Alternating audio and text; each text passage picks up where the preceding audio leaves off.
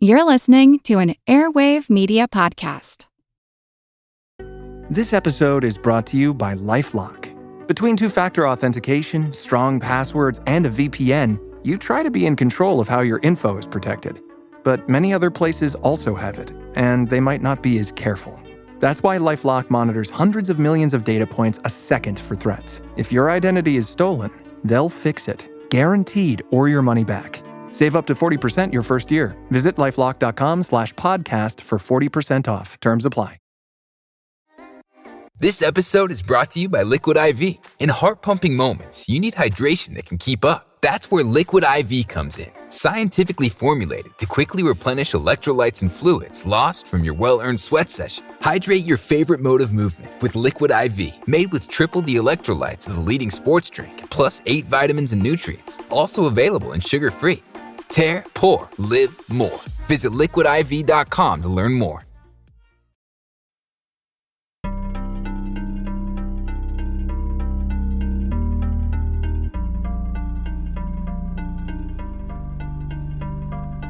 On Wednesday, April 10th, 1963, Lee Harvey Oswald tearfully admitted to his Russian wife Marina that he had been fired from his photo print trainee job at Jaeger's Chili's in Stovall.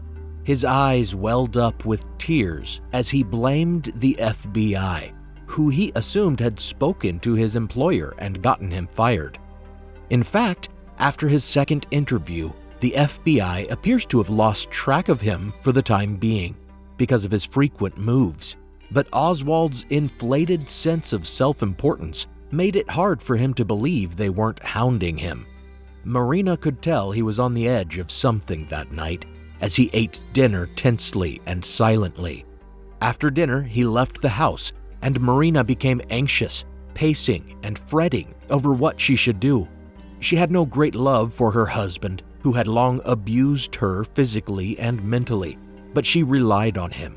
He had refused to teach her any English, probably so that she was wholly dependent on him. And it worked. Her only friend was Ruth Payne, whom she had met through the Russian immigrant circle that had cast them out because of their dislike of Oswald and because of Marina's reluctance to leave him, despite his abuse. Ruth, however, who could speak some Russian as she was learning the language, remained close with Marina, wanting to help her, but fearing retribution from the volatile Oswald. On this night, though, Marina feared telling Ruth about her suspicions. 4 days earlier, Lee had left the house with his rifle, the one she had photographed him holding, and he had returned home without it. She had worried since then that he intended to do something terrible with it, and tonight she had an awful feeling. If she told Ruth, though, her friend might report Lee to the authorities, and she feared being left alone in America, unable to speak the language, with no husband to support her, especially now as she was pregnant with their second child. So instead of calling anyone, she went into Oswald's little study, where she found a note with a key set on top of it. It appeared to have been left for her, written in Russian, telling her where his post office box was located, telling her to reach out to the Soviet embassy for help, and assuring her that once they found out what had happened to him, they would come to her aid. The note read like a last will and testament, instructing her what to do with his papers and belongings and how much money he had left behind for her. But it ended by telling her where she could find the city jail in the event that he had been captured alive. Needless to say, the note only upset her more, driving her to near desperation when Oswald finally returned before midnight. He looked quite shaken himself, breathing as if he had been rushing home on foot, and pale-faced, as if terrified. When Marina confronted him about his note, he confessed that he had attempted to assassinate General Edwin Walker, the right-wing extremist he had been stalking, by shooting at him in his home. He wasn't certain whether he had succeeded, for after taking his shot, he had fled and buried his rifle. He turned on the radio, expecting at least to hear about the attempt, but was disappointed when he could find no news about it. Marina slept poorly, fearful of police tracking dogs leading authorities to their door. When she woke, she found Oswald hunched over the radio. She did not understand the English spoken by the broadcaster, but she gathered the gist of the report when Oswald angrily said, "I missed." In fact, he had only just missed his mark. His bullet had gone slightly off its course when it passed through a wire screen, causing it to carom off the window's woodwork before striking the glass. Lee explained that he had been planning the assassination for months, showing her photos he'd taken of Walker's house and maps on which he had traced his escape route. He assured her that killing Walker would be like killing Hitler before the Holocaust, that the ends justified the means. But Marina extracted a promise from him that he wouldn't try to kill Walker again, threatening to go to the police with evidence of his guilt if he ever did such a thing, and insisting he go stay with family in New Orleans and look for a new job there just to keep him out of trouble. For days afterward, she noticed Oswald having violent nightmares in his sleep. She feared her husband was irredeemably sick in his head. This is Historical Blindness. I'm Nathaniel Lloyd, and I'm turning off my notifications because even as early as a day after the release of Part 1, I was being accused by conspiracy-believing strangers on the internet of purposely falsifying the record and having a hidden agenda. I encourage everyone to just read my sources and to hold your questions and accusations until I reach the end of the series, which is looking like at least 4 parts, with a few patron exclusives along the way. In fact, you can hold the accusations altogether. Don't at me, but thanks for joining me for Oswald and the JFK Assassination, Part 2, The Activist.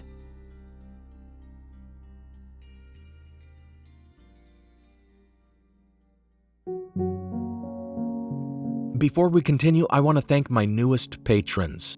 Thanks, Irina and Morgan. I really appreciate all my patron support. I've noticed several patrons leaving since I released Part 1 of this series, and I genuinely hope it's not because of the content of the episode or my perspective and conclusions on this topic. Although I can't imagine anyone who knows and supports this program being surprised that I'm not taking the conspiracist view on this. Listeners who pledge on patreon.com/historicalblindness get an exclusive RSS link that will set up an ad-free feed of the show with teasers and exclusive episodes. Usually at least one minisode a month, but sometimes more. For example, after Part 1 of this series, I released an exclusive episode about KGB defector Yuri Nosenko. And I'm already prepping another for release after this episode, refuting some claims about another person connected to Oswald, George de Mohrenschildt. So before asserting I've overlooked something, you'll need to pledge support to hear everything I address in this series. Patron feeds also get episodes early, and their episodes are not interrupted by advertisements. So visit patreon.com/historicalblindness and support the show. Or you can support the show by making a one-time donation at historicalblindness.com/donate, or at the PayPal link in the show notes, or on Venmo at historicalblindness. Now, on with the episode.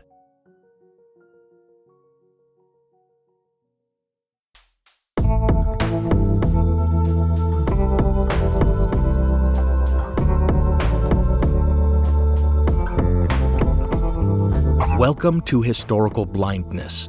As I mentioned, it did not take long for conspiracy believers to begin messaging me about claims I quote-unquote overlooked. It was implied by some of these reply guys that I had some ulterior motive for the position I'm taking on the Kennedy assassination, or that I have knowingly presented false information for which there is no evidence. True to the character of a conspiracy speculator, they see conspiracy everywhere. So if someone presents a compelling argument to refute their notions, they must also be part of some conspiracy to obscure the truth. Some of the complaints were about parts of the history that I haven't even gotten to yet, demanding my position on some conspiracist claim that I will likely eventually address during the series or its tie-in exclusives, such as the claims about Oswald's friend George de Mohrenschildt being his CIA handler, telling all later in life and then being suicided just before he could testify. Please realize that I cannot address every false claim or misrepresented detail in this series. It's not a 500-page book. If you're looking for a more encyclopedic refutation of all conspiracist claims, I encourage you to read my sources. Nevertheless, I made attempts to answer the claims about de Mohrenschildt in good faith by responding to one self-appointed social media interrogator, though admittedly in brief, since I am planning a minisode about de Mohrenschildt. But my reply was apparently not enough, as I was thereafter accused of using biased sources or even making up sources. I then indicated what my sources about de Mohrenschildt were, but they were rejected out of hand as suffering from quote-unquote confirmation bias. Tellingly, my sources' actual research and evidence were not refuted, but rather the authors themselves based on reputation. And no preferable or supposedly less biased sources were recommended, likely because any conspiracist authors could likewise be accused of suffering from confirmation bias, as could my interlocutors themselves. What I have shown, however, and what my sources show, is that conspiracist authors' research frequently omits important aspects of the story and misrepresents information or exaggerates the reliability of witnesses in order to further their theses. It's easier to attack the researcher in this case than to address their actual research, which is what I and my sources try to do with conspiracist research. So let's talk about my sources. In Part 1, I mentioned Gerald Posner's Case Closed, Lee Harvey Oswald, and the assassination of JFK as a principal source. And I've had loyal supporters of the program message me with concerns about his reputation as a plagiarist. In my view, Posner has answered for his plagiarism and misattribution of quotes, which occurred later in his career when he was the chief investigative reporter for the Daily Beast and facing deadlines that he asserts resulted in some confusion in handling his source materials, before taking responsibility and resigning. As far as I've been able to determine, few, aside from the conspiracists who refuse to acknowledge his conclusions, have ever suggested his research into the JFK and Martin Luther King Jr. assassinations was anything but exhaustive, calling it quote-unquote meticulous and quote-unquote authoritative. What few respected researchers suggest he may have omitted certain details, like Vincent Bugliosi, nevertheless agree with his conclusions and call his work quote-unquote impressive. Here, I'll recommend other books as sources that confirm Oswald acted alone. Kennedy scholar and assassination historian Mel Aiton's Beyond Reasonable Doubt, and former LA County Deputy District Attorney Vincent Bugliosi's Reclaiming History. One of the conspiracy believers who has told me he would be quote-unquote monitoring my work has said Bugliosi's background makes him biased. Surely this doesn't refer to his personal scandals, which have nothing to do with his research on JFK, and have mostly been raised by those promoting Charles Manson conspiracies, since Bugliosi prosecuted Manson. No one should believe that his abusive behavior in his private life should discredit his research unless one cannot recognize the ad hominem fallacy. Rather, it seems to be a suggestion that anyone with a law enforcement background or any connection to government cannot be trusted in this case. And that's the same kind of thinking that would suggest everyone involved in every federal investigation of the assassination, whether conducted by the FBI, the Secret Service, or Congress, must be in on the vast conspiracy, which is simply an untenable argument. And I suppose in the conspiracist view, somehow Bugliosi, who successfully prosecuted hundreds of felony trials, including the conviction of Charles Manson, is somehow unreliable, whereas conspiracist author Jim Marrs, who also writes about the Illuminati and Freemasons covering up an extraterrestrial presence on Earth, is credible as a researcher. As you can see, some of my encounters with believers in a large conspiracy to assassinate JFK have left a bad taste in my mouth. Those I'm speaking about shouldn't be surprised to find themselves blocked by me on social media. I'm sure they'll take it as some victory that I blocked them, but really it's just a reflection of your poor etiquette in the tone you took when you came at me online. I only sparingly block anyone on social media. Also, I just don't have time to trade tweets endlessly with someone who isn't really looking to consider my view and simply wants to save face and get the last word. I hope you keep listening and maybe keep an open mind, as I have done. Yeah, I used to believe there was some shadowy conspiracy involved here, but keeping an open mind when I began to actually examine the research out there, I changed my mind and am now convinced that Oswald was a lone assassin. If you keep listening and still want to get in touch, do it by emailing me through the website instead of making it a performative public challenge, which doesn't seem conducive to a good faith debate.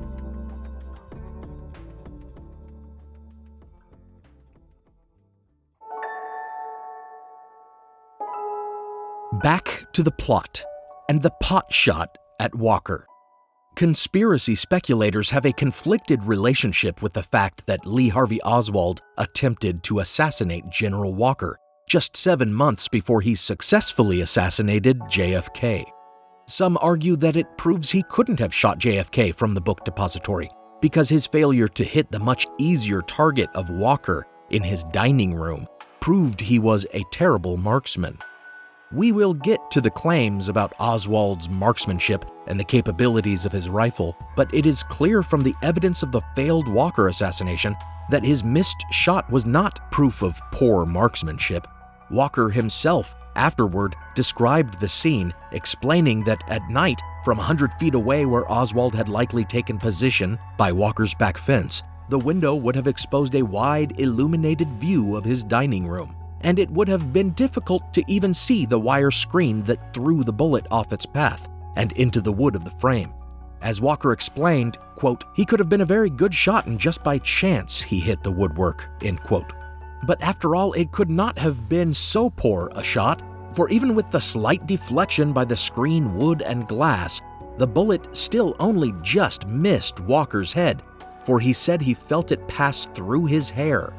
Other conspiracy speculators dismiss Marina's testimony, even though she knew Oswald better than anyone in the world.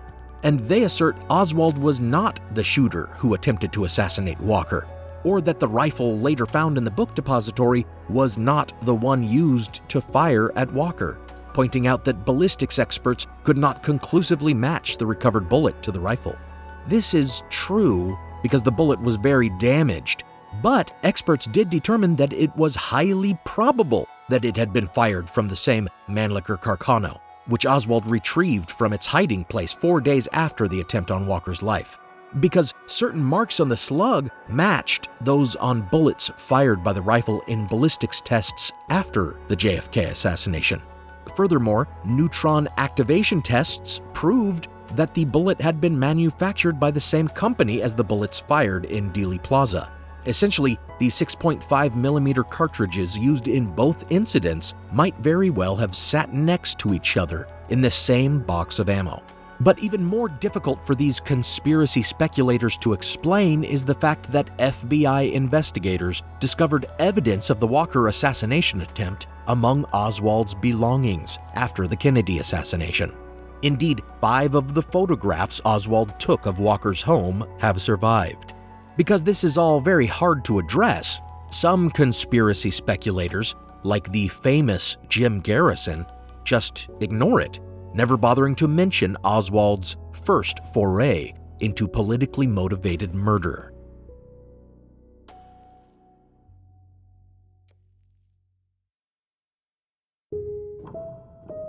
Nor does it seem Oswald gave up entirely on perpetrating an assassination after his failure to kill General Walker. Only 11 days later, his temper rose when he read in the paper that Richard Nixon was pushing to move against communists in Cuba. And further reading that Nixon was in town on a visit, Marina says that he took his revolver and tried to leave the house to go find him. Marina lured him into the bathroom before he could leave and then locked him inside. She insisted that she would rather he kill her than leave the house with his gun to murder a political figure. She wouldn't let him out until he had cooled down and stripped off all his clothes, so that he could not easily push past her out of the house. Afterward, it turned out he had misread the paper. It was Vice President Lyndon B. Johnson who was in Dallas at the time, not former Vice President Richard Nixon. The next day, after he had surrendered his pistol to Marina, Oswald admitted his mistake, and within 4 days, he had taken a bus to New Orleans and arranged to stay with his Aunt Lillian there while he searched for a job, according to Marina's wishes. However, he wasn't entirely done with politics.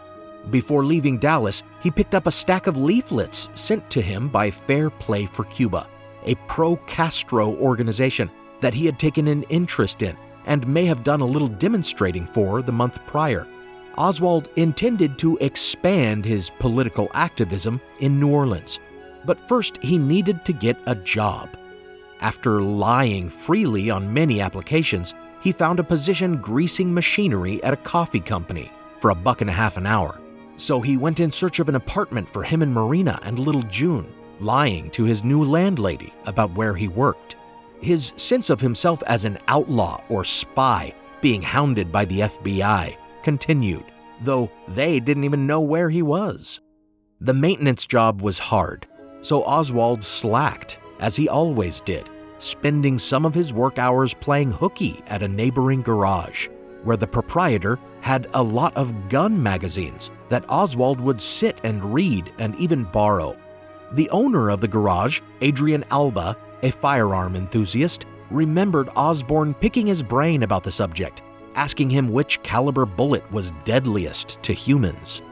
Alba sometimes worked on FBI and Secret Service vehicles, and he would later claim that he had seen Oswald accepting an envelope from an FBI agent who was getting a vehicle serviced at the garage. Conspiracy believers love this story.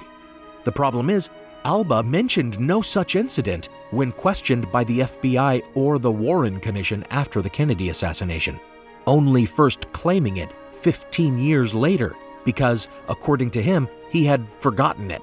When the House Select Committee investigated this claim, though, they found no record of the FBI using Alba's garage all that year.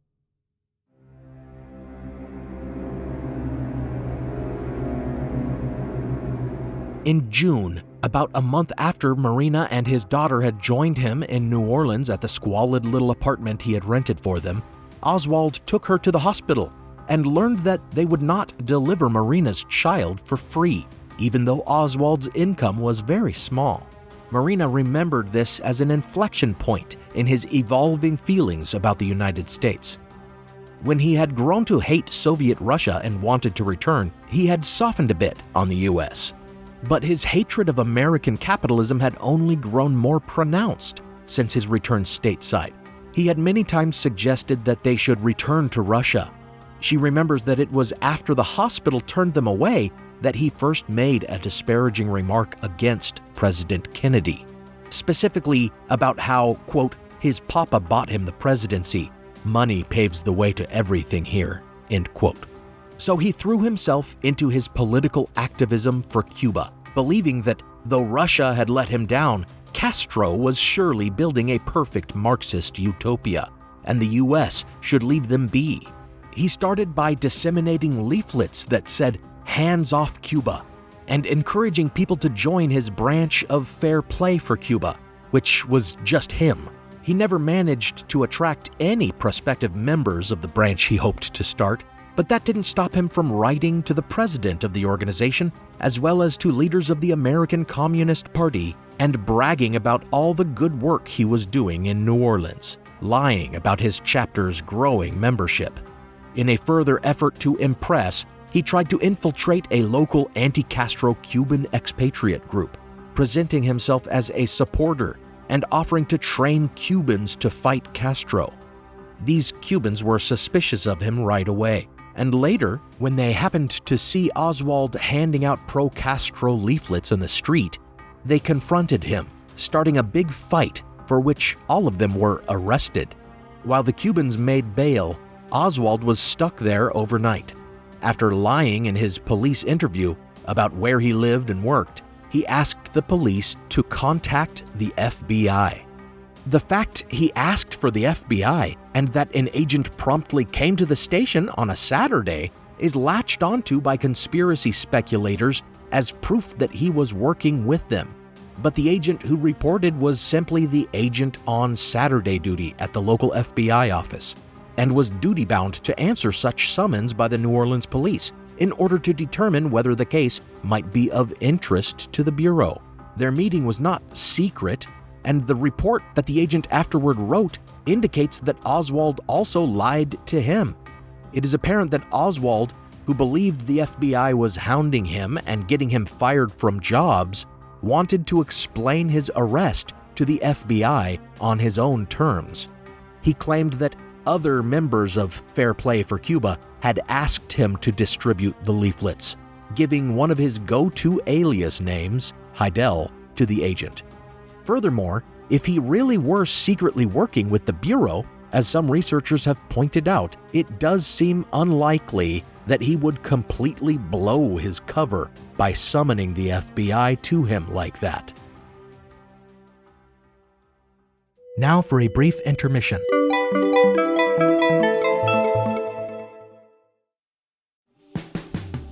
Every summer, I'm careful to avoid getting burned. My summer plans always include applying sunscreen so I can attend barbecues and protests without worrying about getting scorched. And when I make my plans by making phone calls, I also don't want to get burned by an outrageous wireless bill. That's why I switched to a Mint Mobile plan and saved enough to take a summer vacation.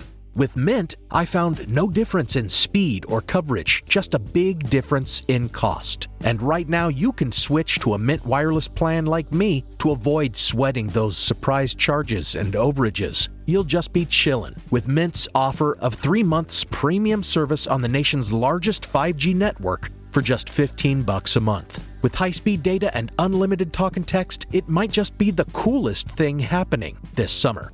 This year, skip breaking a sweat and breaking the bank. Get this new customer offer and your 3-month unlimited wireless plan for just $15 a month at mintmobile.com/blindness. That's mintmobile.com/blindness.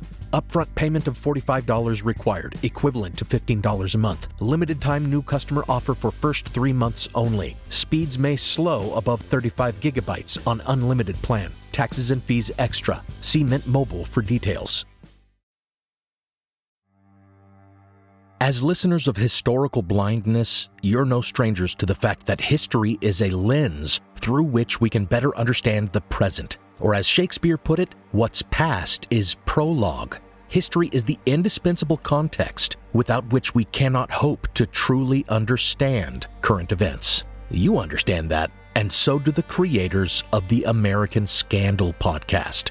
Every season, they immerse listeners in the biggest controversies in U.S. history, helping us understand America's dark side and learn from its troubled past. Its latest season, Ruby Ridge Standoff, delves into an incident that sowed the seeds for the rise of the modern radical right. It transports you to 1992, where in a remote corner of Idaho, federal law enforcement surround a small cabin. They've come for Randy Weaver, a survivalist who took his family to the mountains in anticipation of the apocalypse. A simple weapons charge brought the agents here, but the situation is about to explode into a deadly and tragic standoff that will later become a rallying cry for far-right extremists, fueling distrust and violent anti-government sentiment for decades. Follow American Scandal on the Wondery app or wherever you get your podcasts. You can binge all episodes of American Scandal's Ruby Ridge Standoff early and ad-free right now on Wondery Plus. Your burger is served, and this is our finest Pepsi Zero Sugar. Its sweet profile perfectly balances the savory notes of your burger. That is one perfect combination. Burgers deserve Pepsi. Now, back to the show.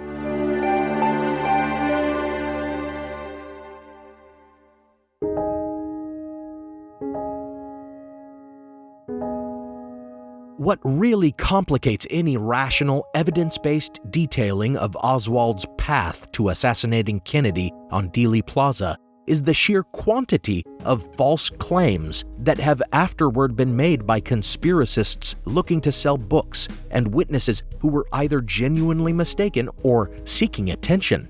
It is nearly impossible to tell the story without stopping every minute to say some have claimed this, but here's why they're wrong. For example, it has been asserted that the anti-Castro Cuban arrested for fighting with Oswald, Carlos Bringuier, the New Orleans delegate of the Cuban Student Directorate, was allied with the CIA and staged the fight and the arrest just to establish Oswald's supposed cover as an activist supporting Castro. Bringuier denies it, and the only evidence of his contact with the CIA came after the Kennedy assassination, when the agency interviewed him about his nephew, who had defected to the US from Cuba. So it is just a baseless accusation that, once made, gets repeated despite a complete lack of evidence that it's true. This is the stock in trade of the conspiracy speculator.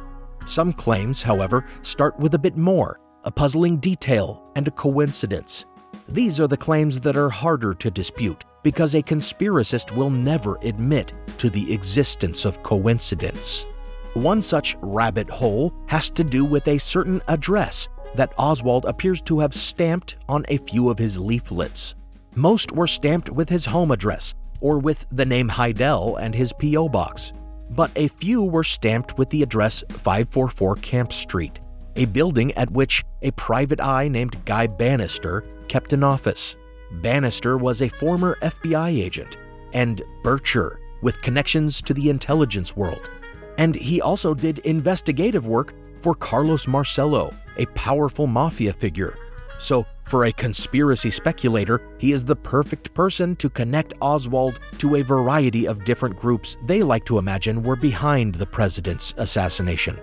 However, both the FBI and the Secret Service investigated this connection, finding that none of the building's tenants, nor its janitor, had ever seen Oswald there, and none had ever seen any Fair Play for Cuba literature in the building.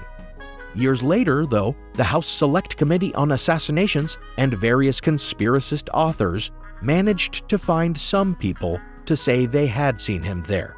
One, another PI who sometimes worked with Bannister, was a known drunk and liar who had previously stated that he had never seen Oswald there. The other, Bannister's secretary, likewise said at first that she'd never seen Oswald there, and only later said she had, after apparently being paid by the conspiracist author interviewing her, to whom she would later admit to lying.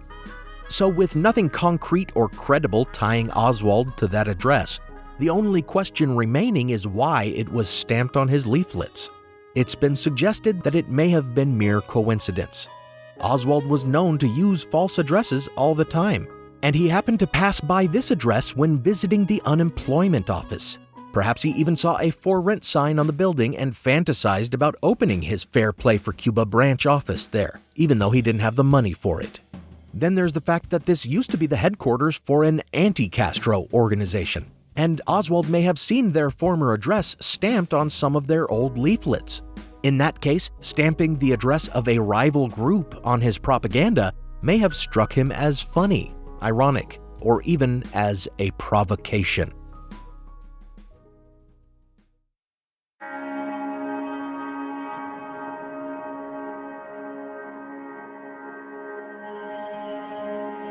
The wayward, stamped Camp Street address also leads conspiracy speculators to link Oswald with a strange man named David Ferry, an anti-communist mercenary and self-ordained bishop who claimed to be a cancer researcher, a fighter pilot, and a hypnotist. Ferry was a strikingly odd character and looked unusual as well, suffering from alopecia and compensating for his complete hairlessness by wearing a red wig and pasted-on eyebrows. Ferry worked with Bannister as well as for mafia boss Carlos Marcello, but he was further connected with anti-Castro Cubans. Conspiracists argue that Oswald had known Ferry since he was 15 and had joined the Civil Air Patrol in New Orleans, where Ferry happened to serve as a squadron captain.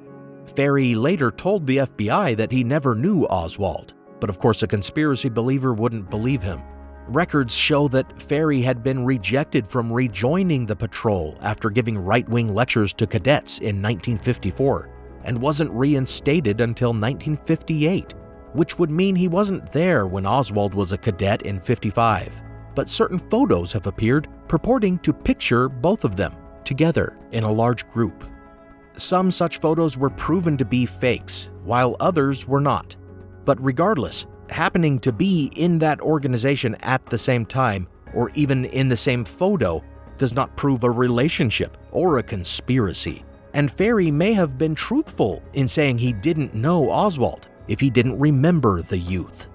The more unusual accusations linking David Ferry and Lee Harvey Oswald would turn up years later, when Jim Garrison produced witnesses from the little backwater Louisiana town of Clinton, who claimed in testimony to the House Select Committee on Assassinations that they had seen Oswald with Ferry in a car in Clinton when an initiative was underway to register black residents to vote. They said that Oswald got out of the car and stood in line with the black registrants. This certainly does seem like something Oswald would do. He was known to disregard segregation codes out of principle and sat among black people in public places, such as at his own trial for disturbing the peace. However, it doesn't make much sense for David Ferry to have been involved, since he held right-wing views, which of course makes it out of character for Oswald to associate with him at all. It has been suggested that they were involved with some FBI COINTELPRO operation to infiltrate and undermine the Congress of Racial Equality, which was organizing the registration that day. But this too would be very out of character for Oswald, requiring us to believe he had been building a false persona since middle school, when he was first drawn to leftist politics. A clearer explanation is that the witnesses, whose testimony was sealed by the House Select Committee, were mistaken or had been misled. Indeed, Garrison produced the witnesses after interviewing over 300 others, and there are clear indications that he and his staff coached them, encouraging them to change their story if it contradicted a known fact. For example, some of these witnesses believed they had seen Oswald in October or later, when the weather was cold, but Oswald and Marina had moved away when the weather was still hot in September.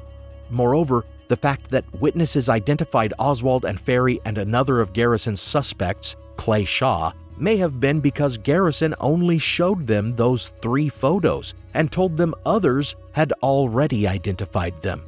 These problems, as well as inconsistencies among the witnesses' stories, make their claims less than reliable and leave a conscientious researcher doubting whether there was in fact a connection between Oswald and Ferry in 1963.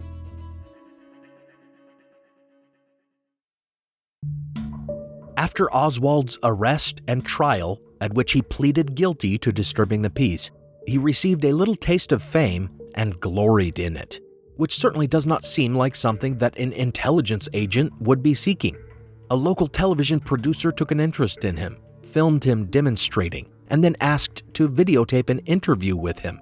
Oswald excitedly wrote to the head of Fair Play for Cuba and to figures in the American Communist Party again, boasting about all the attention his fictional branch of Fair Play for Cuba was getting. With his confidence growing, he agreed to a further television appearance, but he didn't know that the television producer had since been in contact with the local FBI office. After Oswald had summoned an agent to get him in jail, the FBI now knew where he was again and had sent his file to the New Orleans office.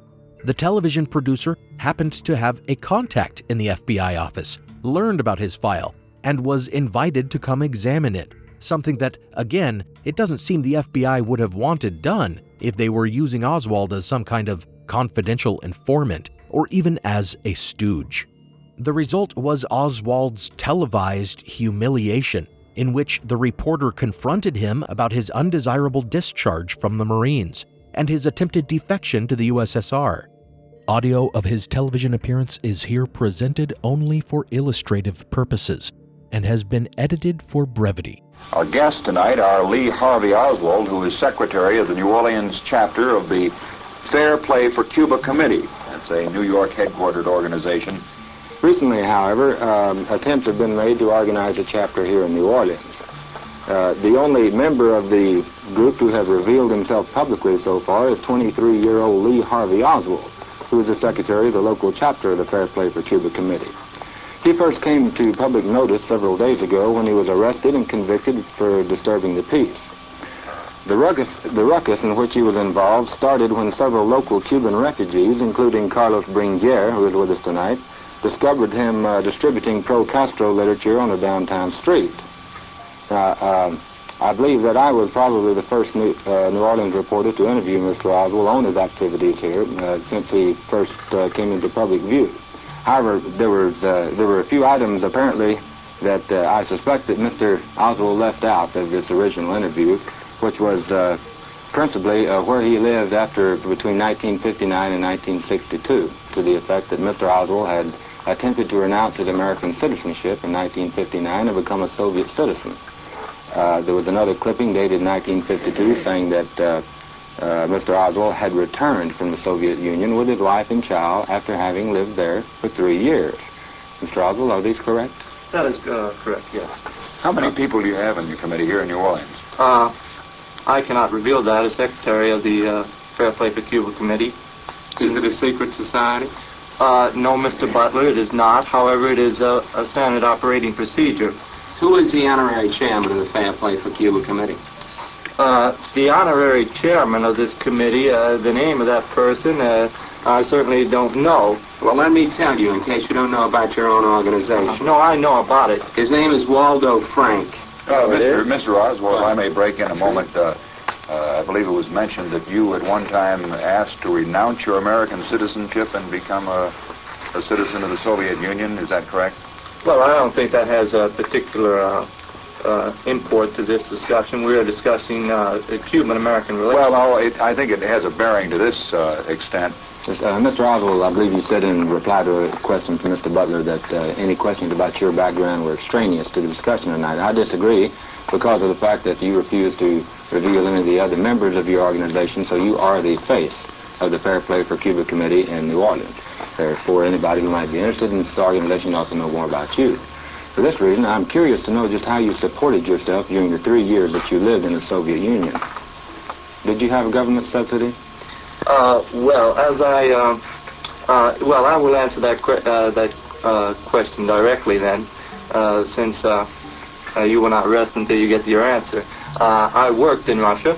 I was under the protection of the that is to say, I was not under the protection of the American government, but that is, I was at all times considered an American citizen. I did not lose my American citizenship. Did you say you wanted to at one point, though, or what happened? Well, it's a long, drawn-out situation in which permission to live in the Soviet Union granted to a foreign resident is very rarely given. Excuse me, may I interrupt just 1 second? Either one of these two statements is wrong. The Washington Evening Star of October 31st, 1959, page 1, reported that Lee Harvey Oswald, a former Marine of 4936 Collingwood Street, Fort Worth, Texas, had turned in his passport at the American Embassy in Moscow on that same date and had said that he had applied for Soviet citizenship. Now, this seems to me that you've renounced your American citizenship if you've turned in your passport. Well, the very obvious answer to that is that I'm back in the United States. A person who renounces his citizenship becomes legally disqualified for returning to the United States. Right, and Soviet authorities, this is from the Washington Post and Times-Herald of November 16, 1959, Soviet authorities had refused to grant it, although they had informed him that he could live in Russia as a resident alien. What did you do during the 2 weeks from October 31st to November 16, 1959? As I've already stated, of course, this whole conversation, and we don't have too much time left, is getting away from the Cuban-American problem. However, I'm quite willing to discuss myself for the remainder of this program. Oswald was revealed as a liar and presented to the viewing public as a turncoat. Oswald was destroyed by the humiliation. He seemed to give up on his political activism entirely, staying at home, brooding, sitting on his porch in the dark with his rifle, practicing its bolt action over and over. As he had always done when unhappy, he fantasized about abandoning the country, this time turning his thoughts to Cuba. When Marina found him studying airline schedules, he revealed to her that he intended to hijack a passenger flight at gunpoint and take it to Cuba, and that she would need to take part, holding a gun on the passengers while he dealt with the pilots. Marina was horrified. Eventually, though, since he had successfully renewed his passport a few months earlier, he decided instead to visit Mexico, planning to go to the Cuban embassy there and lay out a case based on his Russian defection and pro-Castro activism for being granted a Cuban visa. He began to teach himself some rudimentary Spanish, and he sent Marina off to Dallas with their belongings to live with her friend Ruth Payne, telling her he would send for her when he was settled in Cuba.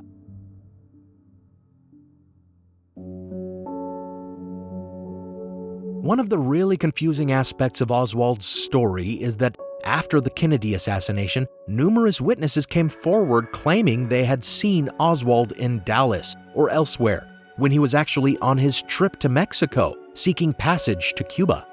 This is not that surprising or strange, since mass media coverage often leads to misidentifications. What's really odd, though, is that even though we know that Oswald was in Mexico, from numerous positive identifications by fellow passengers on his bus, as well as at the Cuban and Soviet embassies that he visited while there, along with the fact that the Cuban embassy instructed him to get passport-sized photographs taken, and those remain on file, definitively proving that the man in Mexico calling himself Oswald was indeed the Oswald we know, even though we have the evidence to refute these other identifications of Oswald at the time, conspiracists have muddied the waters further by claiming that instead of being mistaken, these witnesses must have seen an imposter who was going around calling himself Oswald in Texas at the time. For example, an employee at the Selective Service headquarters in Austin said he came in there, but other employees could not confirm this, and no one using the name appears to have signed in. A waitress says she saw him at a nearby cafe that day, but does not appear to have actually been working at the time. Then a woman who had been an early founder of a certain anti-Castro organization said she'd been visited by Oswald and others in late September, and that later she was told this Oswald had been saying Kennedy should be shot over the Bay of Pigs. Problem was, though, she couldn't make a proper identification from photos, and her psychiatrist would later cast doubt on the veracity of her story in his testimony to the Warren Commission. The weight of testimony and evidence falls on the side of Oswald having been in Mexico, and the rest we have good reason to disregard as unreliable.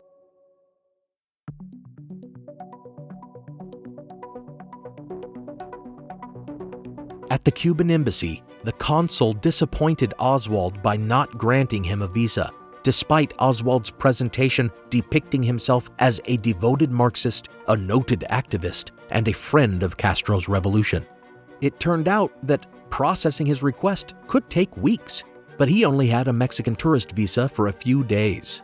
It was suggested that obtaining a Soviet visa might facilitate faster approval of his visit to Cuba, so Oswald made his way to the nearby Soviet embassy. Inside, he spoke Russian, presented his documents, declared he was formerly a defector, and needed a Soviet visa immediately because the FBI were hounding him. He even went so far as to claim he had some crucial intelligence that he would only divulge when they granted him his visa. The staff thought him unstable. When he was told it could take 4 months for his visa, he began crying out in despair. "It's all going to end in tragedy," he exclaimed. KGB agents present at the embassy actually sent a cable to Moscow, which was received by none other than Yuri Nosenko, who would later defect to America, as detailed in my recent Blind Spot exclusive minisode. Nosenko cabled back that they would not grant the volatile and fickle Oswald his visa, so they turned him away, diplomatically of course. Simply proving his instability, Oswald returned the next day and brandished his revolver, complaining about how he had to carry it because of FBI harassment. They wrestled his gun away from him and kicked him out. After one more fruitless attempt at the Cuban embassy, he eventually returned to Dallas in abject failure, moving in with his wife's friends, the Paynes, who greatly disliked him for his treatment of Marina. In the end, his entire Mexican adventure stands as profound evidence that he was completely on his own.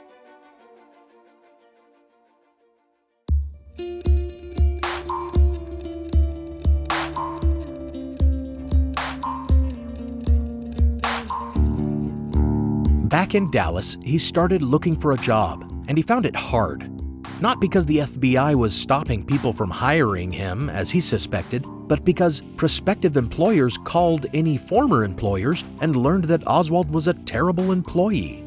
Eventually, with the help of Ruth Payne, who wanted to see her friend provided for, Oswald got a job at the Texas School Book Depository. Ruth had heard from someone who knew someone else who got work there that they may hire Oswald, and she had called herself to recommend Oswald, despite her feelings for him.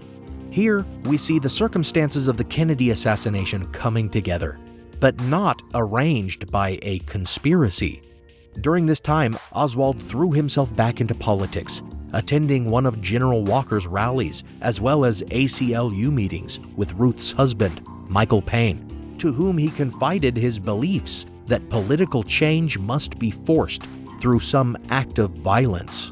We see the development of a possible motive throughout the year as he came to admire Castro, who had been the target of assassination attempts himself, and who had been quoted in newspapers Oswald read as calling Kennedy a cretin and suggesting that, quote, U.S. leaders should think that if they are aiding terrorist plans to eliminate Cuban leaders, they themselves will not be safe, end quote. We know from his brush with television fame that he relished attention for his political views, and we know that he believed he might win entrance to Cuba by impressing them with his political activism. We further know that he still had the Mannlicher Carcano rifle, and that he practiced dry runs with it incessantly while brooding. Now we place him in the book depository on Dealey Plaza.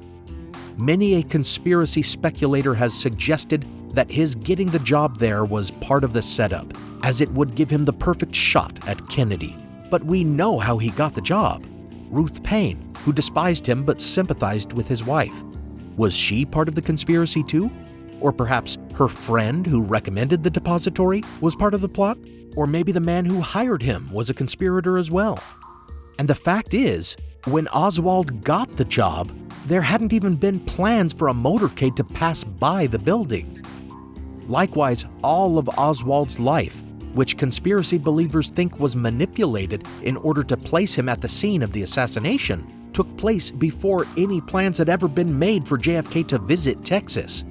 The president's trip to Dallas was not even announced until Oswald was on a bus to Mexico, and if things had gone differently there, he never would have been in Dallas that November. But conspiracy speculators see no problem with a conspiracy involving as many people as it may need to involve. Yet when it comes to coincidence, it seems they won't even consider that one could possibly take place.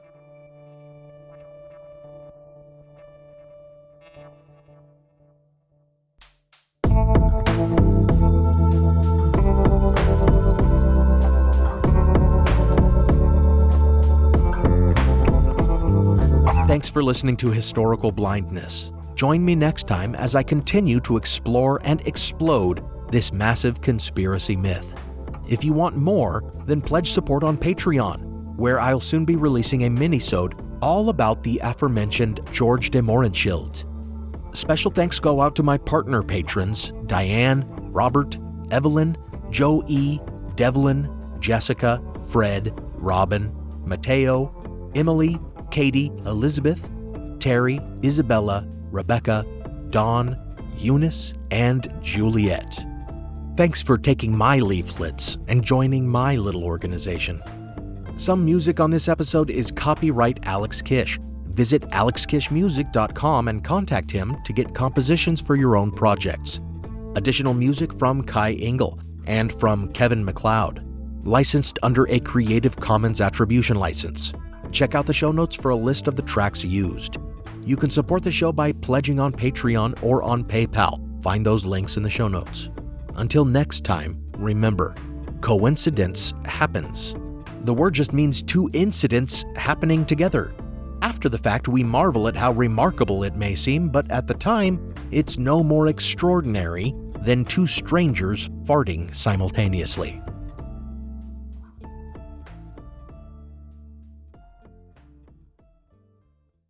Have you ever wondered how inbred the Habsburgs really were? What women in the past used for birth control? Or what Queen Victoria's 9 children got up to? On the History Tea Time podcast, I profile remarkable queens and LGBTQ+ royals, explore royal family trees, and delve into women's medical history and other fascinating topics. Join me every Tuesday for History Tea Time, wherever fine podcasts are enjoyed. Spend less time staying in the know about all things gaming and more time actually watching and playing what you want with the IGN Daily Update podcast. All you need is a few minutes to hear the latest from IGN on the world of video games, movies, and television with news, previews, and reviews. So listen and subscribe to the IGN Daily Update wherever you get your podcasts. That's the IGN Daily Update, wherever you get your podcasts.